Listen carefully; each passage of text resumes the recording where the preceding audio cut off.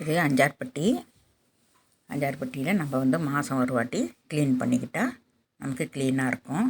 இல்லைன்னா கீழே மேலெல்லாம் சிந்தி அது ஒரு மாதிரி இருக்கும் டப்பாவை பார்க்குறதுக்கு.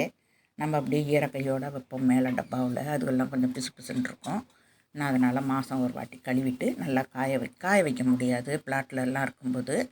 நல்லா ஈர துணி போட்டு நல்லா தொடச்சிட்டு கொஞ்சம் நேரம் அப்படியே ஃபேன் காற்றுல விட்டுட்டு அதுக்கப்புறம் நம்ம இந்த மாதிரி மறுபடியும் எடுத்து அந்த டப்பாக்குள்ளே வச்சு நம்ம ஜாமான்களை கொட்டி வைக்கலாம்.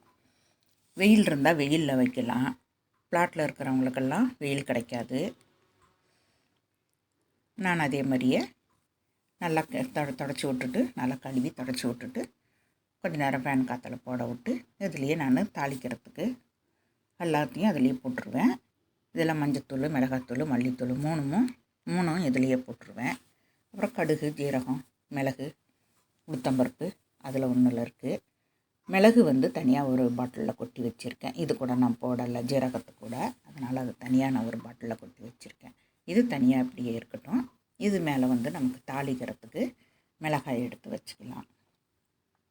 குழம்பு தாளிக்கிறதுக்கு, சட்னி தாளிக்கிறதுக்கு வேணும்னா இது மேலேயே நம்ம மிளகாய் எடுத்து வச்சுக்கலாம். அப்பப்போயும் டப்பா எடுக்க தேவையில்லை.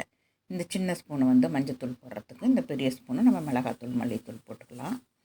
அதனால் இந்த 2 ஸ்பூனும் இந்த பாக்ஸ்லேயே இருக்கும். இந்த டப்பாவை அப்படியே மூடி வச்சிடலாம். இன்னொரு டப்பா அதில் வந்து மசாலா ஜாமான் வச்சுருக்கேன். கறி மசாலா ஜாமான். அதில் கடுகு, அதிலெல்லாம் கடுகு இதெல்லாம் போட முடியாது. அதுவும் நல்லா கழுவிட்டு காய வச்சுருக்கேன். இந்த 3 பாக்ஸில் இருக்கிறது அப்படியே நம்ம மாற்றி மாற்றி போட்டுக்கலாம். ஏன்னாக்கா நம்ம எல்லாத்தையும் ஒரே பாத்திரத்தில் மாற்றிக்கிட்டு இருக்க முடியாது. எல்லாம் கொட்டி கொட்டி பேப்பரில் கொட்டி கொட்டி வைக்க முடியாது. நம்ம ஒரு பாதி காலியாக இருந்துச்சு அப்படின்னா அந்த பாதியை எடுத்து நல்லா கழுவி காய வச்சு எடுத்துகிட்டு திருப்பி இந்த மீதி இருக்கிற டப்பாவில் இருக்கிறத திருப்பி அதிலேயே கொட்டிட்டு இதை மறுபடியும் கழுவி காய வச்சிடலாம். காய வச்சதுன்னா நம்ம ஃபேன் காற்றுலையே காய விட்டுடலாம். நல்லா தொடச்சிட்டு ஃபேன் காற்றுல கொஞ்சம் நேரம் விட்டிங்கன்னா நல்லா ஆறி போயிடும்.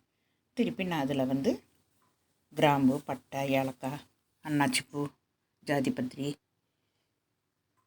கல்பாசி எல்லாத்தையும் இதுலேயே நான் போட்டு வச்சுருக்கிறேன். இது ஒரு டப்பா இப்படியே இருக்கும். இது வந்து நம்ம பிரியாணி செய்கிறதுக்கு, கறி குழம்பு செய்கிறதுக்கு அப்படின்னா இந்த டப்பா எடுத்தோம்னா இதில் நமக்கு என்னென்ன தேவையோ அது எல்லாத்தையும் இதில் முடிச்சுக்கலாம். அதில் ஜாதிபத்திரியும் போட்டு விட்டுறோம் பாருங்கள். இது வந்து கறி மசாலா ஜாமான். கறி மசாலாம் இதுலேயே இருக்கும். இது மேலே வந்து நான் பிரியாணி இலையை வச்சுடுவேன். அப்படியே கவரோடையே வச்சுருக்கேன். நான் கவரோடையே வச்சு இதை மூடி விட்டுருவேன். இந்த 2 டப்பாவும் நம்ம மாதத்தில் ஒரு வாட்டி எடுத்து நம்ம க்ளீன் பண்ணணுன்னா நல்லா க்ளீனாகவே இருக்கும். நமக்கு எப்பயுமே நமக்கு பார்க்குறதுக்கு நல்லா நீட்னஸாக இருக்கும். அது மாதிரி இந்த வீடியோ உங்களுக்கு பிடிச்சிருந்ததுன்னா லைக் பண்ணுங்கள், ஷேர் பண்ணுங்கள், சப்ஸ்கிரைபர் பண்ணுங்கள். மறக்காமல் பெல் பட்டன் அமுக்குங்க. எப்படி இருக்குன்றதை கமெண்ட் பாக்ஸில் சொல்லுங்கள். தேங்க்யூ ஃபார் வாட்சிங்.